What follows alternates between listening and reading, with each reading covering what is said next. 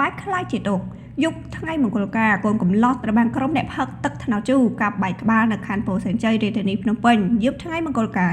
និងជារាត្រីក្រេបទឹកឃ្មុំផងបែរជាខ្លាយទៅជារាត្រីទឹកខ្មេះទៅវិញដោយកូនកំឡោះត្រូវបានក្រុមអ្នកផឹកស៊ីទឹកថ្នោតជូរចិត្តរោងការមួយក្រុមបានកាប់បណ្ដាឲ្យររបួសបែកក្បាលធ្ងន់ធ្ងរហើយក្រុមគ្រួសារបញ្ជូនទៅសង្គ្រោះបន្ទាន់នៅឯមន្ទីរពេទ្យទាំងយប់ហើយអាចប្រឈមនឹងសមត្ថកិច្ចឃាត់ខ្លួនថែមទៀតផងដែលហេតុការណ៍ខាងលើនេះបានកើតឡើងកាលពីវេលាម៉ោង 8:30 នាទីយប់ថ្ងៃទី 17 ខែឧសភាឆ្នាំ 2025 នៅតាមបណ្ដោយផ្លូវបេតុងស្ថិតក្នុងភូមិអង្គសង្កាត់ចោមចៅ3ខណ្ឌពោធិ៍សែនជ័យរាជធានីភ្នំពេញ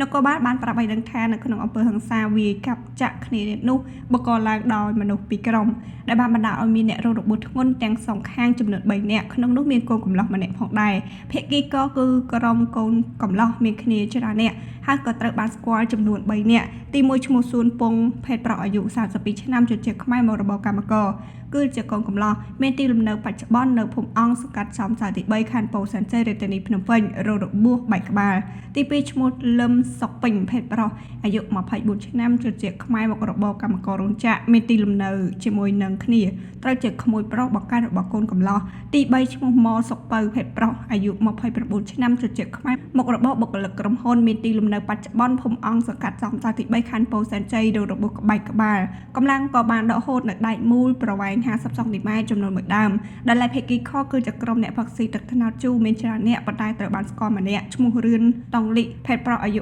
20ឆ្នាំជាខ្មែរមករបរកម្មកររោងចក្រមានទីលំនៅបច្ចុប្បន្ននៅភូមិអង្គសង្កាត់ចោមចៅទី3ខណ្ឌពោធិ៍សែនជ័យរងរបួសហើមថ្គៀមផ្នែកខាងស្ដាំនិងហើមថ្ងាសនគរបាលបានប្រាប់ឲ្យដឹងបន្តទៀតថានៅវេលាយប់ថ្ងៃកើតហេតុមានពិធីរៀបអាពាហ៍ពិពាហ៍នៅលើផ្លូវបេតុងស្ថិតនៅក្នុងភូមិអង្គសង្កាត់ចោមចៅ3ខណ្ឌពោធិ៍សែនជ័យរាជធានីភ្នំពេញដែលមានឈ្មោះសួនគង់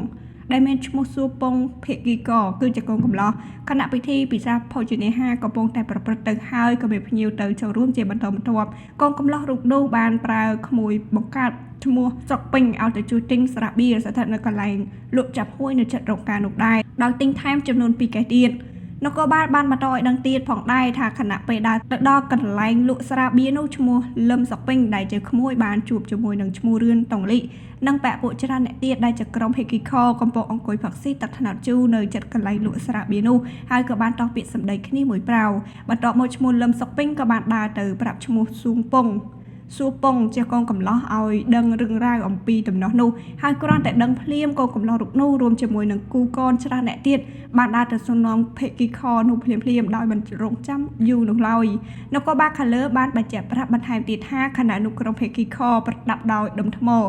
មួកសុវត្ថិភាពនិងកាំបិតគ្រប់ដៃបានដេញគប់និងដេញកាប់ទៅលើក្រុមកូនកំឡោះហើយក៏មានការវាយកាប់ចាក់គ្នាទៅវិញទៅមកបណ្ដាឲ្យរបួសទាំងសងខាង3នាក់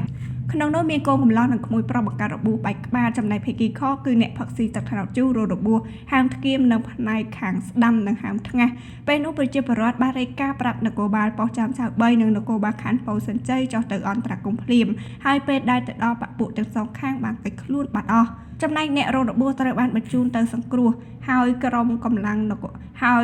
នគរបាលកំពុងធ្វើការស្រាវជ្រាវដើម្បីស្រាវជ្រាវរកចាប់ខ្លួនបពុរបស់ភេកីម្ខាងដែលកំពុងតែកិច្ចខ្លួននោះយកទៅផ្ដន់ទោសតាមផ្លូវច្បាប់